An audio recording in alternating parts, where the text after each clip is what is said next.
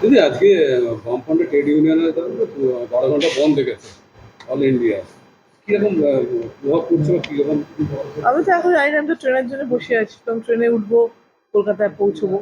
আমার মনে হয় না সেরকম ভাবে কোনো প্রভাব পড়েছে বলে, কারণ লোকজন তো দেখতেই পাচ্ছি, তোমরাও চলে এসছো, সুতরাং প্রভাব তো মনে হয় না। সিপিএম এর বামফ্রন্টের ডাকা বন্ধে আমার মনে হয় না এই মুহূর্তে কোনো এফেক্ট হয়েছে।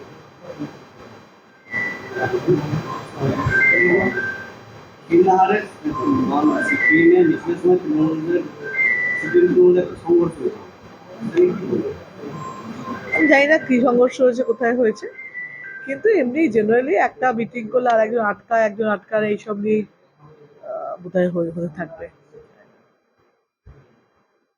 দিদি মানে এখন তো তৃণমূলের সাথে করছে রাজন্যা, যে ছাত্র পরিষদের নেতৃত্ব, সে এখন এতদিন পরে এই ধরনের মন্তব্য করছে, তার সঙ্গে তার দাদারা বিভিন্ন করছে এবং তার এআই তার ইয়ে করছে।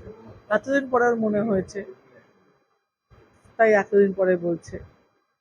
সেটা কেন বলছে ওই জানবে, এবং এতদিন কেন বলেনি সেটাও ওই নিশ্চয়ই জানে ভালো করে।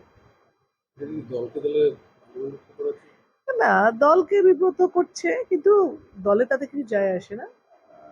কারণ আহ, সবার তো এটাই প্রশ্ন আসছে যে তাহলে এতদিন কেন বলনি, কি কারণে।